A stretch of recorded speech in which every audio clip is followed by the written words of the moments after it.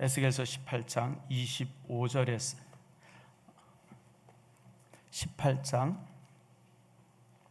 29절에서 우리 32절 말씀입니다. 29절에서 32절 다 찾으셨죠? 제가 봉독해 드리겠습니다. 그런즉 이스라엘 족속은 이르기를 주의 길이 공평하지 아니하다 하는도다. 이스라엘 족속아 나의 길이 어찌 공평하지 아니하냐? 너희 길이 공평하지 아니한 것 아니냐? 주 여호와의 말씀이니라. 이스라엘 족속아 내가 너희 각 사람이 행한 대로 심판할지라. 너희는 돌이켜 회개하고 모든 죄에서 떠날지어다. 그리한즉 그것이 너에게 죄악의 걸림돌이 되지 아니하리라. 너희는 너희가 범한 모든 죄악을 버리고 마음과 영을 새롭게 할지어다. 이스라엘 족속아 너희가 어찌하여 죽고자 하느냐? 주 여호와의 말씀이니라. 죽을 자가 죽는 것도 내가 기뻐하지 아니하노니 너희는 스스로 돌이키고 살지니라. 아멘. 기도합니다. 고마우신 아버지 하나님 참 감사합니다. 오늘 이 시간 놀라운 말씀이 우리를 새롭게 하고 말씀 안에서 우리의 삶이 변화되게 해 주시옵소서. 가정에서 지금 이제 말씀에 귀를 기울이고 있는 성도들 마음의 문을 열어주시고 이 시간 주님께서 말씀하셔서 가정 전체가 말씀으로 채워지는 은총 내리워 주시옵소서. 온 가족이 말씀 앞에 섭니다. 하나님께서 우리를 경건으로 붙들어 주시고 진심으로 붙들어 주시옵소서. 감사드리고 예수님의 이름으로 기도드립니다. 아멘. 우리는 지금 굉장히 좋은 세상을 살고 있습니다. 인류의 역사가 이제 수만 년, 수십만 년 되리라 이제 이렇게 여러 가지로 추정을 합니다만은 그러나 그 긴 인류의 역사를 통해서 지금처럼 좋은 시대는 없습니다. 우선 풍요하죠. 저 아프리카라든지 이게 빈곤한 국가 외에는 이제 먹을 거 걱정 안 하는 그런 시대가 되어졌어요. 또 자유롭습니다. 어디든지 가고 싶은 곳 가고요. 말하고 싶은 거 마음대로 말할 수 있죠. 물론 일부 국가는 그렇지 못합니다만은 대부분의 국가들이 그렇습니다. 건강하죠. 여러분 의료가 얼마나 많이 발달되어 있습니까? 이제 웬만한 병들은 거의 다 정복이 되고 있지 않습니까? 바이러스 질병은 아직도 이제 인류의 난제로 남아 있지만 그러나 여러분 이런 과학의 발전의 속도를 보면 이제 수십 년 안에 바이러스 질병들도 다 정복되리라 생각합니다. 지금까지 이런 세상이 없을 정도로 좋은 세상을 우리가 살아가고 있습니다. 여러분 지금 이 시대를 여러분이 살고 있다고 하는 것에 대해서는 너무 감사하세요. 우리가 한 100년 전만 태어났어도 얼마나 어렵고 힘들었겠어요? 100년 후도 마찬가지일 것 같아요. 이제 또 여러 가지 풍요함도 있겠지만 그때는 또 얼마나 다르겠습니까? 참 그래서 지금 이 시대에 산다고 하는 것은 복 중에 복입니다.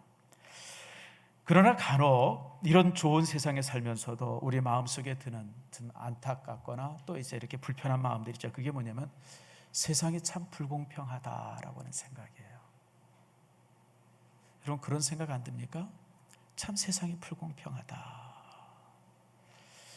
평생을 뼈 빠지게 일해야 집 한 채 겨우 건질까 말까 하는데 어떤 사람은 태어나자마자 몇백억, 몇십억을 유산으로 가지고 있는 그런 사람들이 있어요. 간혹 우리는 강남에 있는 집 이 얘기를 신문으로 또 TV로 듣습니다. 집 한 채 무슨 20평, 30평 되는 아파트가 무슨 30억 된대나? 난 도대체 무슨 말인지 모르겠어요. 우리는 사실 그런 얘기를 들을 때마다 전혀 마음에 감동이 없어요. 왜냐하면 우리랑 너무 먼 얘기이기 때문에 그래요. 그렇죠, 여러분? 혹시 여러분 강남 아파트가 비싸다는 것에 대해서 여러분들 관심이 확 가요? 여러분은 부자인 거예요. 우리는 그런 거 관심이 전혀 없어요. 뭔 말인지도 모르겠어요. 그런데 그거 가지고 이러는 얘기를 들을 때마다 어떤 때는 좀 마음이 불편해요. 왜 저럴까? 저렇게 작은 아파트가 왜 저런 고가에 판매가 되나? 참 나는 그런 부분들이 이해가 돼. 여러분 집이라고 하는 것은 내가 살기 편한 곳이면 되는데 왜 그럴까? 우리가 참 이해가 잘 안 가죠. 간혹 이제 높은 공직자의 아들들의 이야기가 요즘에 또 심심치 않게 나옵니다. 우리는 군대에 가서 2, 3년을 꼬박 복무합니다. 그리고 그것이 신성한 의무라고 생각해요. 아마 여기 있는 분들 중에 다 군대 갔다 오신 분들이죠.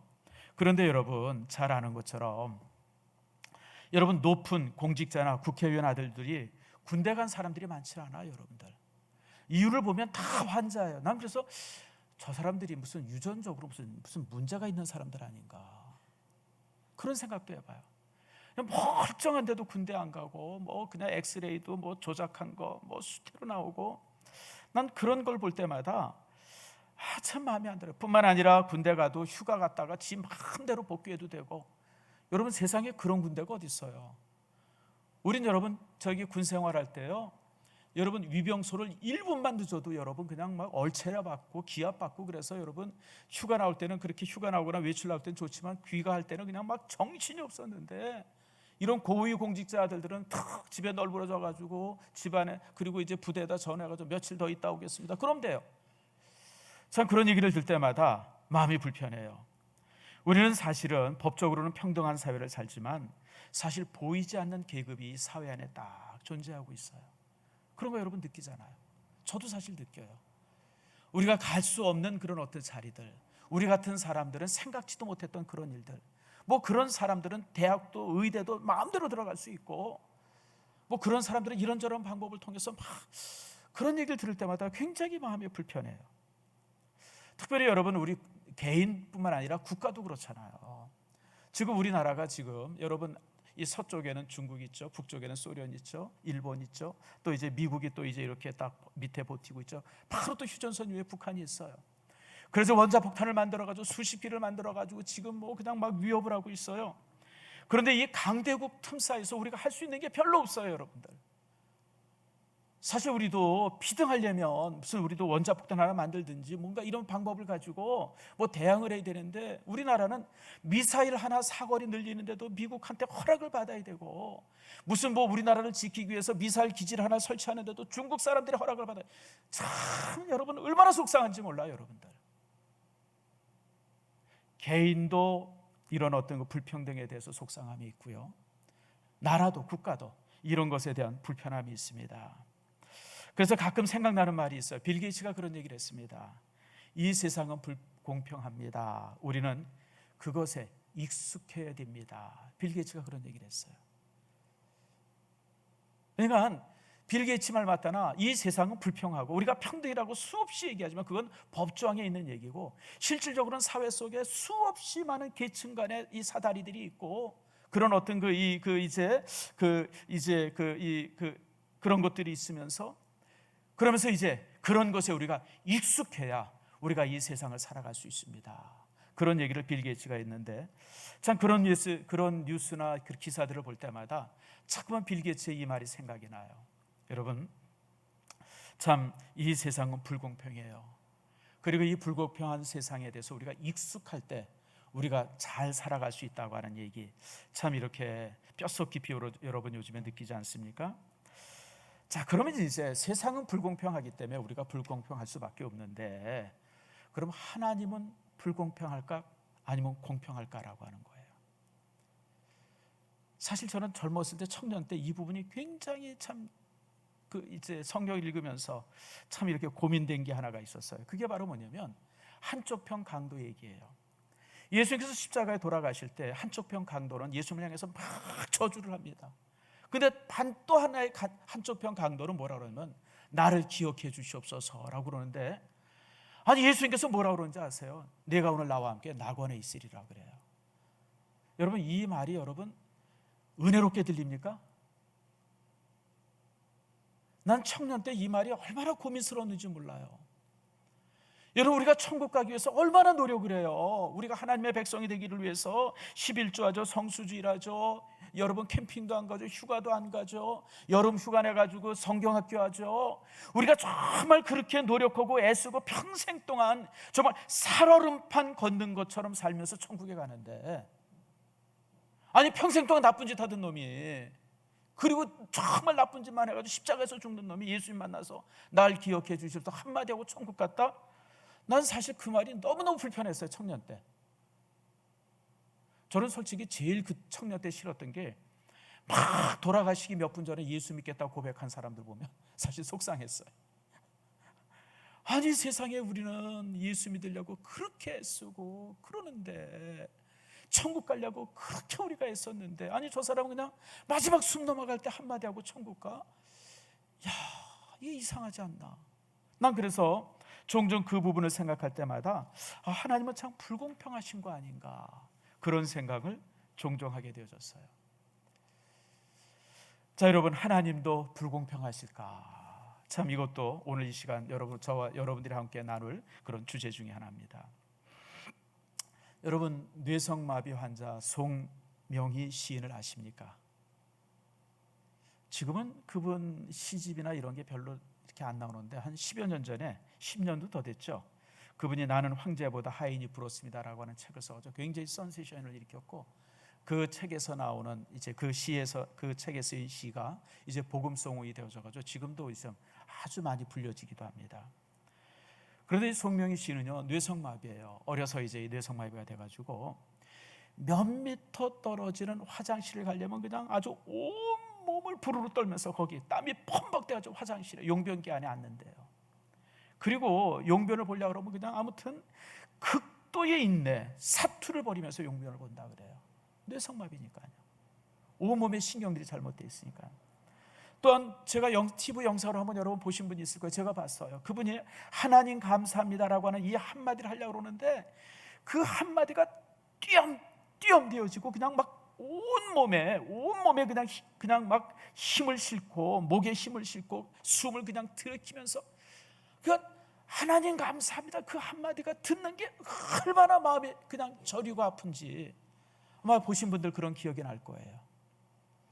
사실 저도 그 장면을 볼 때는 그냥 막 내 마음이 저려오는 참 그런 모습이었었어요. 그런데 인생을 그렇게 사는 여인이 뭐라 그러냐면 하나님은 공평하십니다 그래요. 여러분 이해가 돼요? 어떻게 하나님이 공평해요? 멀쩡한 사람, 아무것도 아닌 사람, 하나님을 모르는 사람들이 저렇게 활개치면서 막 다니는데 송명희 시인은 그냥 온몸을 그렇게 부르르 떨면서 그냥 한 발자국 옮기고 그냥 한마디 할 때마다 그냥 막 토해내는 것 같은, 피를 토해내는 것 같은 고통 속에 있는데 그분이 하나님은 공평하다 그래요. 그러면서 그가 쓴 시가 하나 있죠. 나는 황제보다 화인이 부럽습니다라고 하는 책에 나오는 시입니다. 우리 한번 읽어볼까요? 자, 한번 봅시다. 한번 같이 읽겠습니다. 시작. 나 가진 재물 없으나, 나 남이 가진 지식 없으나, 나 남이 있는 건강이 있지 않으나, 나 남이 없는 것 있으니, 나 남이 못 보는 것을 보았고, 나 남이 듣지 못한 음성을 들었고, 나 남이 받지 못한 사랑을 받았고, 나 남이 모르는 것을 깨달았네. 공평하신 하나님, 나 남이 가진 것 없지만 공평하신 하나님, 나 남이 가진 것 갖게 하셨네. 송명희 시인이 쓴 시입니다. 이게 이제 복음송으로도 불려지고 또 우리가 아주 친숙한 그런 내용들이죠. 사실 저는 이렇게 고백할 자신이 없어요. 여러분, 세상의 대부분의 사람들이 멀쩡한데 나만 이렇게 뇌성마비로 인해서 고통하면서 산다고 하면 어떻게 우리 입에서 하나님을 향해서 공평하신 분이라고 얘기할 수 있겠어요? 그런데 송명희 시인은 하나님은 공평하신 분이라고 고백을 하죠. 자, 그러면 이제 참 여기서 우리가 하나님의 공평의 진리를 우리가 다시 한번 확인해 봐야 돼요. 자, 우리 그러면 다시 한번 주님의 십자가 옆에서 구원받은 죄를 한번 살펴봅시다. 여러분, 그 한촉방 강도는 죄가 뭔지를 몰라요.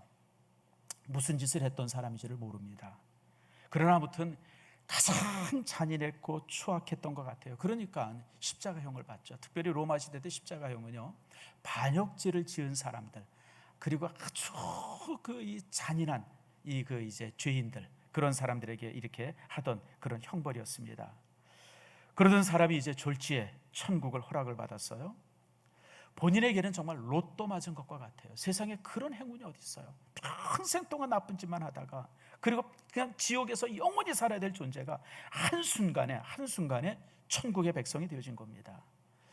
우리는 그 상황 앞에서 아니 무슨 이런 경우가 있어 이러면서 이제 우리가 참 불평할 수 있습니다.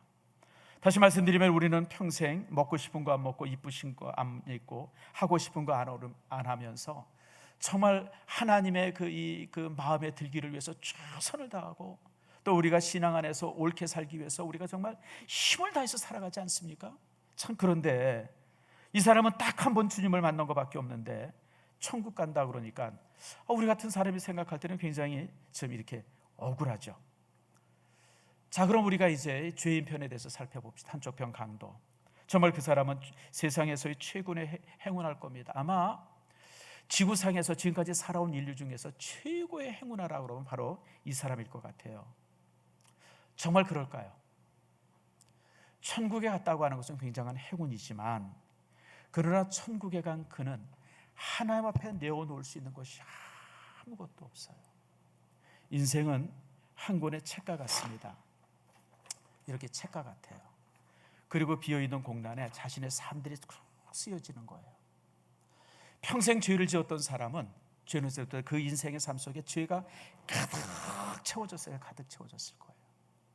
근데 하나님께서 이제 내가 네 죄를 용서한다 그러면 이 가득 찬 죄가 깨끗이 씻어져요. 하나님께서는 우리의 죄를 기억도 아니한다 그랬어요. 기억도 아니한다. 우리가 회개하면, 우리가 용서함 받으면 하나님께서는 지금까지 지었던 그 수많은 죄들 중에 그 어떤 한 톨도 기억도 아니하세요. 공난이에요. 그런데 그는 하나님 앞에 이 공난을 가지고 서게 되어져요. 아무것도 없는, 인생 속에 아무것도 없는 백지를 가지고 하나님 앞에 서게 되어지는 거예요. 그러나 저와 여러분들은 어떻습니까? 저와 여러분들은 그렇게 살지 않죠. 여러분, 우리도 과거에 이렇게 죄인이었었어요. 그리고 이제 죄가 용서함 받아서 이제 백지가 되어졌습니다. 이 백지 위에 이제 우리의 인생을 다시 쓰기 시작합니다. 우리 인생이 다시 쓰여지는 거예요. 여러분, 우리가 하나님 앞에 진실하게 살았던 삶의 이야기들이 이곳에 가득 기록되기 시작합니다. 2020년 코로나 바이러스가 창궐할 때에 참 여러분들 가정에서 쉬지 않고 주의를 성수지란 것이 이곳에 쓰여질 것이고요. 그 다음에 또 이제 교회가 염려스러워서 아이고 이렇게 어렵고 그러는데 우리 교회가 할 일도 많은데 선교사들 도울 일도 많은데 그래가지고 온라인으로 참 이렇게 11조하면서 교회를 이렇게 돕는 그런 모습들이 여기 또 기록이 될 거예요. 또 이제 가난하고 어려운 성도들에게 조금씩 물질을 모아서 드린 것이 또 이 안에 기록이 될 것이고, 선교사님들이 방문할 때마다 조금씩 모아둔 물질들을 그분들의 손에 이렇게 꽉 쥐어주었던 것, 그런 것들이 기억이 될 거예요. 눈에 보이지든지 보이지 않든지 간에, 특별히 이제 토요일 되어지 우리 장로님들, 안수집사님들, 권사님들 나오셔서 교회 청소들 위아래부터 깨끗이 한 거, 그런 것이 기억이 될 거예요. 그러니까 우리는 하나님 앞에 섰을 때 우리가 가진 선한 삶이 가득 찬 페이지를 들고 우리가 하나님 앞에 서게 되어지는 거예요. 자, 여러분 어떻게 생각하십니까? 하나님이 불공평하십니까? 아니에요, 여러분. 공평하세요. 그렇게 이렇게 참 로또 맞은 것처럼 구원받은 사람이 주 앞에 섰을 때는 그 삶 속에 하나님 앞에 드릴 수 있는 제목이 아무것도 없어요. 그러나 우리는 하나님 앞에 섰을 때 우리의 삶 속에 가득 찬 삶의 이야기들을 가지고 주 앞에 서게 되어지는 겁니다. 그래서 여러분들, 이 죄인 같은, 죄인으로 살았던 이런 사람들의 구원을 갖다가 성경은 부끄러운 구원이다 이렇게 말합니다. 한번 따라해 봅시다. 부끄러운 구원. 여러분, 구원이라고 해서 다 똑같은 구원이 아니에요. 구원을 받고 천국의 백성이 되어지지만 그곳에 가서 보면 부끄럽게 구원을 받은 사람이 있어요. 부끄럽게. 구원은 받았지만 정말 부끄럽게. 다시 말하면 천국에 가서 얼굴을 딱 들고 어깨를 펴면서 다니는 게 아니라 이렇게 참 부끄러운 모습으로 천국 삶을 사는 그런 분이 있다고 하는 겁니다. 그렇기 때문에 송명희 시인은 그 고통스러운 몸으로 이 땅에 살면서 하나님을 향해서 공평한 분이라고 고백을 했었던 겁니다. 여러분, 그러나 반면 건강해서 마음껏 뛰놀고 다니는 그런 사람들의 몸, 그런 사람들이 자신의 몸을 어떤 죄의 제물로 삼고 있는 모습을 바라볼 때에 그런 것이 하나도 부럽질 않았던 거예요. 그래서 남이 가진 것 가지고 있지 않은 것이 너무 많아요. 건강함과 걸어다님과 말하는 것과 보는 것과 외모, 모든 것들, 남이 가진 것들 하나도 가진 것이 없어요. 그러나 남이 가지지 않은 것이 있어요. 영원한 하나님의 나라의 소망과 하나님의 사랑을 그가 가지고 있는 겁니다. 그러므로 오늘 송명희 씨는 하나님은 공평한 분입니다. 하나님은 정의로우신 분입니다. 선한 분입니다라고 고백을 하게 되어진 겁니다. 여러분, 사도 바울 같은 사람도 평생을 불공평과 싸웠던 분입니다. 여러분 잘 아는 것처럼 사도 바울은 얼마나 힘든 삶을 살았어요. 매도 수없이 맞았고 죽을 뻔한 고비가 한두 번도 아니고, 저가 예수를 만난 이후에 꽃길이 아니라 가시밭길을 걸었어요. 우리는 예수님을 만나면, 하나님을 만나면 꽃길을 가기를 원해요. 그렇잖아요, 여러분들. 사실 사도 바울 같은 사람은 예수 만나기 전에는 꽃길을 걸었던 사람이에요. 모든 사람들에게 존중받고 사랑받고 막 높임받았던 사람이에요. 근데 예수님을 덜컥 만나버렸어요, 다메섹 도상에서. 그 이후부터 그의 인생은 가시밭길이었어요. 수없이 많은 죽음의 고비를 넘겼고, 수없이 많은 이 감옥에 갇혔고, 사람들에게 돌에 맞았고, 멸시당하고, 그러면서 평생을 삽니다. 그렇게 평생을 살았던 사도 바울이 자신의 인생을 마감하면서 하나님 앞에 이렇게 고백합니다. 자, 디모데후서 4장 7절과 8절입니다. 같이 한번 읽어봅시다. 시작. 나는 선한 싸움을 싸우고 나의 달려갈 길을 마치고 믿음을 지켰으니 이제 후로는 나를 위하여 의의 면류관이 예비되었으므로 주 곧 의로우신 재판장이 그날에 내게 주실 것이며 내게만 아니라 주의 나타나심을 사모하는 모든 자에게도니라.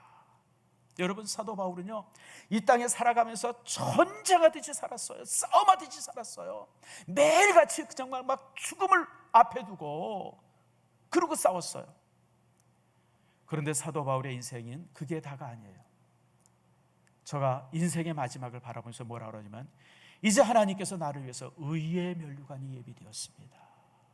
그러니까 사도 바울이 이 땅에 살면서 굉장히 불공평한 그런 모습 속에서 살았던 것 같지만, 사실 바울의 인생은 너무너무 공평한 인생이었어요. 이 땅에서 주님을 전하고 믿음으로 사는 동안 그렇게 고통받았지만, 그러나 그 모든 고통이 하나님 나라에서 모두가 그대로 다 보상이 되어져요. 무엇으로요? 의의 면류관으로 보상이 되어지는 거예요. 그러니까 사도 바울은 이 땅에서 당하는 고통을 하나도 고통이라고 생각하지 않았어요. 이것에 반해서 내게 주시는, 하나님이 내게 예비하신 그 축복이 엄청남을 바라보았기 때문에 그렇습니다.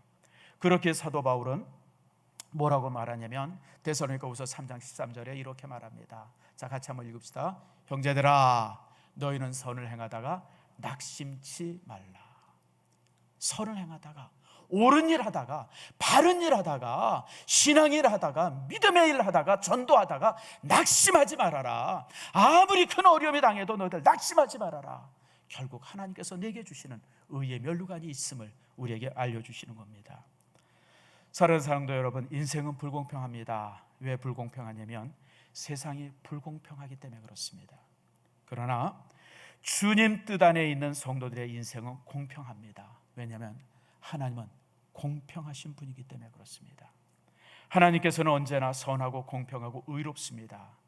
지금 그 하나님께서 지금 우리의 손을 잡고 우리의 인생을 바라보면서 선을 행하라, 결코 낙심하지 말고 선을 행하라고 우리에게 말씀하십니다. 요즘에 이제 교회가 이런저런 일로 인해서 많은 비난을 받습니다. 그러니까 우리 마음이 굉장히 불편해요. 마음이 불편해요, 여러분들. 물론 실수한 교회도 있죠. 그러나 여러분, 대부분의 교회가 정부의 일에 얼마나 협조하고 코로나 바이러스가 이렇게 퍼지지 않기를 위해서 우리가 얼마나 애씁니까? 그런데 그런 애씀은 싹 잊혀져 버리고 한두 교회 잘못이 그냥 매스컴에 침소봉대 되어져서 이 코로나 바이러스의 확산에 교회가 가장 큰 역할을 하는 것처럼 그렇게 매도당하고 있어요. 그러니까 너무너무 불편해요. 근데 여러분, 이런 불편함 속에 여러분들 인내하시기를 축복합니다. 하나님께서는 여러분의 삶에 더 놀라운 복을 함께 하실 줄 믿습니다. 그래서 주님께서 말씀합니다. 선을 행하라, 인내하라, 걱정하지 말아라, 낙심하지 말아라. 하나님께서 결국 더 큰 것으로 갚아주실 거라고 하는 겁니다. 여러분, 이렇게 하나님은 공평하신 분임을 여러분 기대하시길 바랍니다. 자, 오늘 본문의 말씀 우리가 한번 보겠습니다. 자, 본문의 말씀 29절 보세요. 자, 29절에 오늘 이스라엘 백성들이 동일한 마음을 가지고 지금 하나님 앞에 불평하고 있어요. 그런즉 이스라엘 족속은 이르기를 주의 길이 공평하지 아니하다 하는도다. 이스라엘 백성들이 지금 하나님은 공평하지 않다고 불평하는 거예요. 하나님이 공평하다고 하면 우리가 왜 이렇게 고생을 당하느냐, 왜 이렇게 어려움을 당하느냐, 하나님은 공평하지 않다고 막 불평하고 있어요. 이스라엘 족속아, 하나님이 지금 말씀합니다. 나의 길이 어찌 공평하지 아니하다고 아니하냐, 너희 길이 공평하지 아니한 것이 아니냐. 오늘 하나님께서 그들을 향해서 말하는, 너희들이 말하는 것이 적반하장이라는 거예요. 너희들이 스스로 공평하지 않게 살면서 왜 하나님을 향해서 공평하다고 그러느냐. 너의 길을, 너의 삶을, 네가 지금까지 살아왔던 삶을 한번 뒤돌아봐라. 오늘 그렇게 주님께서 그들을 향해서 책망하고 있습니다. 사랑하는 성도 여러분, 오늘 하나님께서는 자신의 길을 살피라고 말합니다. 여러분, 그렇습니다. 사실 하나님이 공평하지 않은 것이 아니라 우리가 공평하지 않은 길을 걸으면서 하나님을 향해서 불공평하다고 불평할 때가 얼마나 많은지 모릅니다. 그런 마음이 왜 생길까? 그 중에 하나가 이거예요. 하나님이 항상 나를 불공평하게 사랑해 주기를 원하는 마음이 우리 속에 있어요. 여러분, 게임을 할 때, 게임을 해요. 두 선수가 게임을 하는데 심판이 내 편만 들어주기를 원해요. 여러분, 그건 잘못된 거죠. 심판은 공정해야 되는 거예요.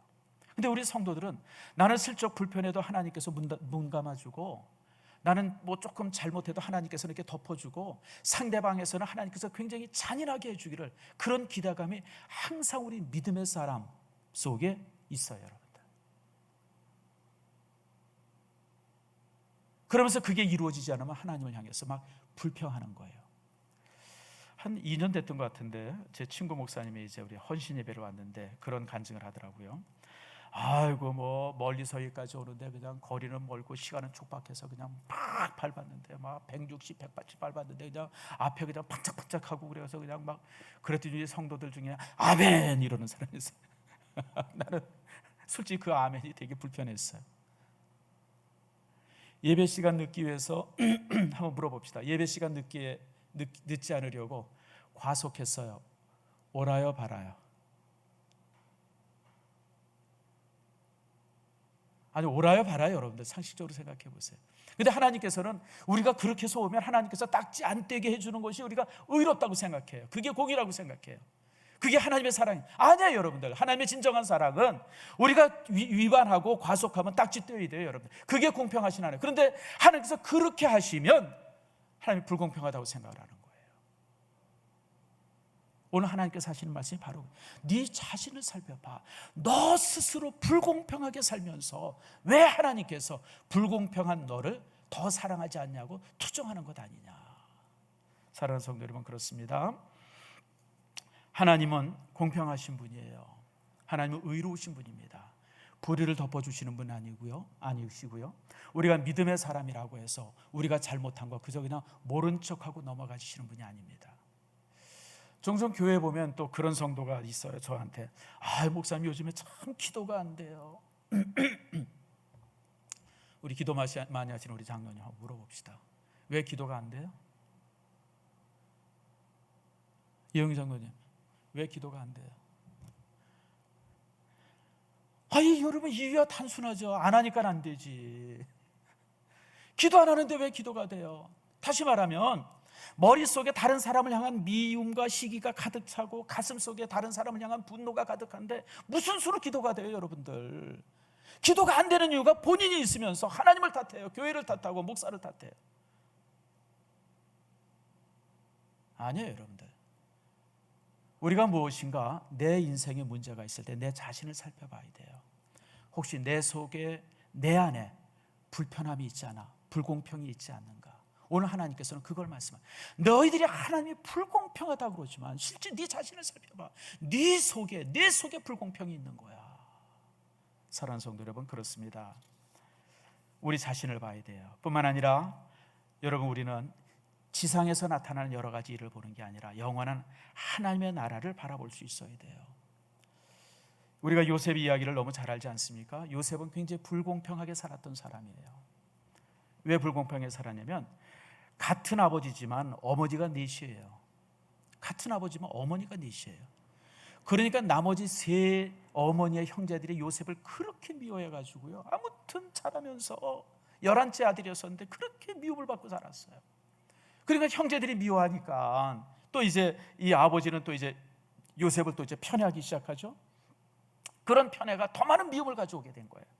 결국 그것 때문에 어떻게 되어집니까? 형님들한테 매맞고 구덩이에 갇혔다가 그러다가 이제 어떻게 됩니까? 노예로 팔려가죠. 노예로 팔려가서 여러분 13년 동안 노예로, 또 거기 가서 또 열심히 살았는데도 감옥에 가가지고 또 여러 해, 그래가지고 한테 14년을 그냥 너무 고통스럽게 살아요. 너무 고통스럽게. 인생의 불공평의 극치입니다. 저가 무슨 잘못한 게 없어요. 진실하게 살았던 것 외에는 잘못이 없어요. 저가 노예로 있으면서도 참 주인에게 충성을 다했고, 여러분 그런데 이제 그리고 이 주인집 마나님의 순교를 지켜주기 위해서 정말 최선을 다했고, 뭐 그런 거 외에는 잘못한 게 없는데 감옥에 간 거예요. 그리고 감옥에 가서도 좀 이렇게 저를 기억해 달라고 그러면서 이제 어떤 대신한테 부탁을 했는데, 이 사람은 또 나가고 나서는 까맣게 잊어버렸어요. 까맣게 잊어버려. 그러니까 감옥 생활을 더 한 거예요. 인생 불공평하죠. 근데 하나님께서 어떤 기회를 통해서 그 이제 바로 왕의 그 꿈을 통해서 이제 요셉이 애굽의 총리가 되어져요. 역전이 되어졌어요. 그러다가 이제 한 10여 년이 지나면서 요셉의 형님을 만납니다. 원수는 외나무 다리에서 만난다고 자신을 노예로 팔아버렸던 형님을 이제 그곳에서 만나게 되어졌어요. 그때 이제 요셉이 형님들에게 뭐라고 그런지 아세요? 나를 이리로 보낸 것은 당신이 아니라 하나님이십니다. 그런 얘기를 해요. 나를 애굽 땅에 보낸 것은 바로 이 상황을 하나님께서 아셨기에 나를 먼저 애굽에 보내시려고 당신들을 사용한 것밖에 없습니다. 그러니까 당신들은 염려하지 마세요. 당신들은 하나님의 도구였을 뿐입니다. 여러분, 이 요셉의 말이 바로 뭡니까? 하나님은 공평하다고 하는 사실을 우리에게 보여주는 겁니다. 우리는 살면서 요셉처럼 이렇게 저렇게 어려움을 당할 수 있지만, 그러나 결국은 하나님께서 우리 인생에게, 우리들에게, 우리 교회에게 승리의 손을 들어주실 줄 믿습니다. 요즘 교회가 굉장히 어려움을 당하고 있어요. 여러분들, 우리가 지혜롭게 이 상황을 넘기면요, 여러분, 이 상황이 끝난 이후에 교회는 이 사회의 중심이 될 줄 믿습니다. 여러분, 정부가 어찌하지 못하고, 여러분 무슨 권력이 어찌하지 못합니다. 결국은 하나님이 막아주셔야 돼요. 저도 이제 관심이 있어서 바이러스에 대해서 이런저런 관심이 있어서 이제 유튜브에 했던 바이러스 특강을 좀 몇 편 들었어요. 근데 참 재밌는 게요, 바이러스는 우리 몸에 들어오면 15일이 지나면 나간답니다. 그래서 제가 누구한테 그 얘기를 했더니 그 사람이 그래, 왜 나가냐고 물어보더라고요, 나한테. 근데 목사님 왜 나가요? 근데 그 낸들 어떻게 알아요, 왜 나가는지? 난 너무너무 신기해요. 여러분, 바이러스가 우리 몸에 들어오면 아무리 그 바이러스가 대단하고 독하고, 특별히 이제 코로나19, 코비드19 바이러스가 대단하고 사람을 그렇게 해도 그 사람 속에 들어오면 그냥 15일이지만 그냥 나가게 돼 있대요. 왜 나가는지 우리 이유는 몰라요. 누가 나가게 하셨어요? 하나님이 그렇게 만드신 거예요. 만약에 바이러스가 우리 몸에 들어와서, 코비드 바이러스 같은 것이 우리 몸에 들어와서 나가지 않도록 그냥 놔두면요, 여러분 다 죽어요, 여러분들. 근데 묘하도록 하나님께서 인체의 어떤 이제 면역 메커니즘을 만들어 가지고 15일이 지나면 그 바이러스 자체가 우리 몸에서 나가도록. 그래서 여러분, 자가격리를 15일 시키는 이유가 그래서 그런 거예요. 15일이 지나면 무조건 나가게 돼 있답니다. 결국은 하나님이 막아주셔야 돼요, 여러분들. 결국은 하나님이. 여러분, 그러므로 우리가 지금이 아니라 영혼을 바라보는 우리의 모습이 되어야 돼요. 또 내가 가진 것에 감사해야 돼요. 여러분, 특별히 비교의식이 우리를 불편하게 만들잖아요. 내가 사는 삶이 참 행복한데 우리 이상하게 남이 사는 삶이 훨씬 더 행복해 보여요. 이게 우리 심리가 그래. 남의 떡이 더 커 보이는 거예요. 그러니까 저 사람이 우리보다 더 잘 사는 거고, 저 사람이 막 그래. 그 사람은 우리보다 더 많은 어려움이 있어요. 여러분, 산유국의 저주라는 말이 있어요. 산유국의 저주. 땅만 파면 물이 나오는 게 아니라 석유가 펄펄 나오는, 그래서 그냥 퍼서 팔기만 하면 그냥 억수로 돈 버는 나라들이 있어요. 이게 산유국이에요. 근데 여러분, 산유국은 다 후진국입니다. 그래서 경제학자들이 하는 얘기가 산유국의 저주라는 말을 해요. 산유국은 저주입니다. 요즘에 네덜란드가 산유국이 됐어요. 그래가지고 석유를 팔아가지고 좀 국부가 엄청 싸게 쌓이는데, 그러니까 여러분, 네덜란드는 원래 선진국이고 또 저 북해 유전에서 석유가 나오니까 그냥 막 네덜란드가 그냥 막 어마어마해질 것 같은데, 이게 산유국의 저주라고 하는 덫에 걸려가지고 지금 네덜란드 경제가 지금 말할 수 없이 황폐됐다고 그래요. 우리도 지금 석유를 한번 캐보려고 별짓을 다 하지 않아서 7강구라 그러니까 저 남쪽 바다 거기에 그냥 막 시추선을 꽂고 뭐 이제 그러면 이제 일본과 중국과 우리 세 나라가 또 이제 거기서 굉장히 대립이 될 거예요. 뭐 막 그런 상황이 되어지고 사실 포항 앞바다에도 석유가 나오는데 이게 이제 경제성이 있질 않아가지고 파내질 않고 있을 뿐이에요. 그러니까 우리도 원유를 가지려고 굉장히 애를 써요. 그러면 좀 나라가 더 좋아질 것 같은데. 근데 여러분 산유국이 되어지면요 후진국으로 된답니다. 이 공통성이 있어요. 반면에 여러분 우리는 어떻습니까? 이렇게 석유가 있기를 참 원하는데 석유가 없어요. 아무것도. 우리는 특별히 이 남쪽 나라는 특별히 지하 자원이 없어요. 북쪽은 그래도 석탄이라도 많고 철광석도 있고 니켈도 있고 우라늄도 있고 북한은요 지금 지하 자원이 굉장히 많습니다. 반면에 남쪽은 지하 자원이 없어요. 많은 건 뭐만 많으냐면 사람만 많아요. 사람. 요 좁은 땅덩어리에 사람 한 5천만이 넘어요. 세계적으로 인구 밀도가 3번째인가 그래요. 그러니까 여러분 그냥 우리나라는 이게 참 심각한 나라. 그러니까 여러분 어떻게 돼요? 나라는 좁은데 인구가 많으니까 취직하려고 그러니까 죽기 살기로 공부해야 돼요. 죽기 살기로. 한국 사람들에서 개인적으로 세계에서 제일 뛰어나요.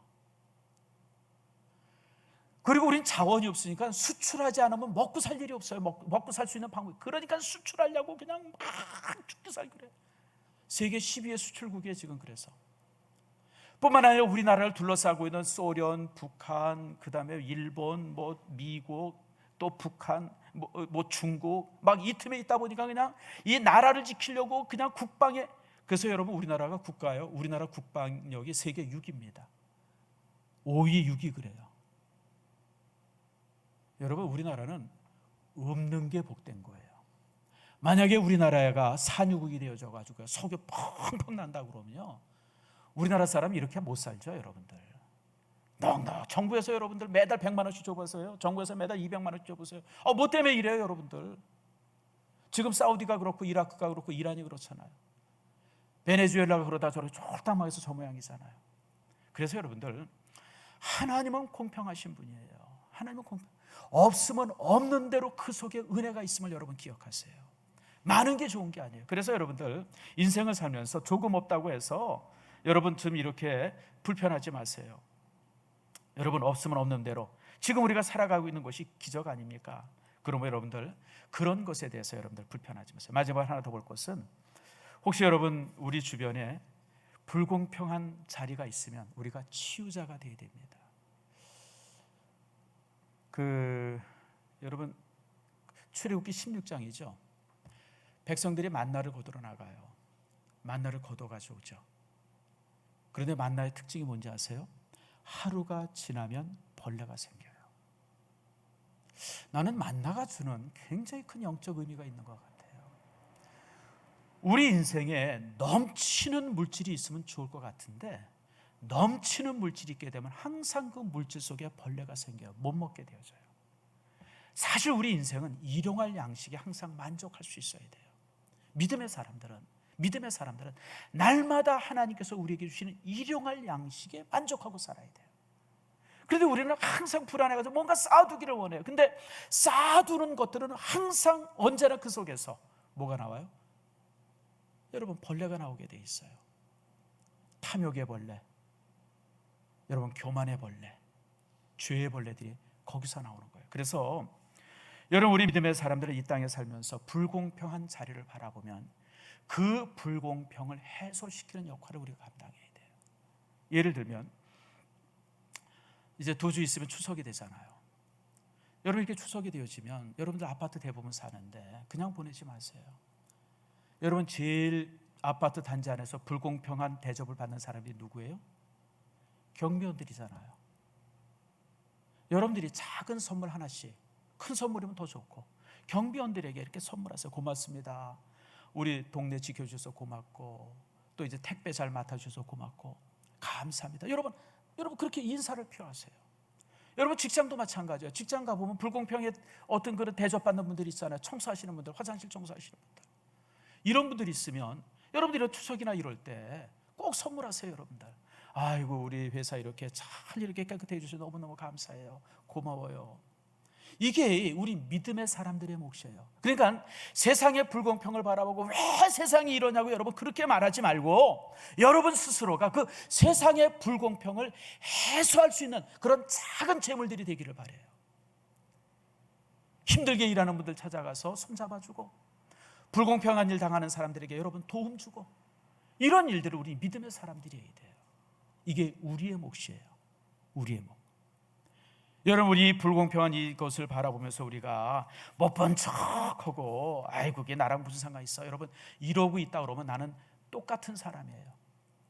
자식 군대 안 보내는 사람이나 자식 군대 이제 휴가 지 마음대로 늘리는 사람이나 여러분은 진배 없는 사람이에요. 그러나 우리가 그런 불공평을 바라보면서 고마워하고 감사하고 그것을 해소하기 위해서 여러분들이 애쓰고 그런다 그러면 여러분들은 정말 하나님의 사람이에요. 말씀을 맺습니다. 오늘 주제가 조금 딱딱하긴 했어요. 그러나 여러분들 우리가 참 이 시대에 고민해 볼 부분들이에요. 여러분, 어차피 세상은 불공평한 세상이기 때문에 세상은 불공평합니다. 그러나 우리 믿음의 사람들이 그것이 당연시하고 가는 것은 안 돼요. 하나님은 공평하신 분이기 때문에 그렇습니다. 그래서 우리가 이 땅에 살면서 하나님의 공평을 드러내고, 혹시나 내 마음속에 불공평해 가는 생각이 있으면 나 자신을 더 살펴보고, 그리고 또 불공평의 현장을 여러분들이 보면 그것들을 해소시키기 위해서 땀 흘리고 애쓰는 여러분들의 작은 사랑들을 보일 수 있는 축복의 사람들이 다 되어지기를 축원합니다.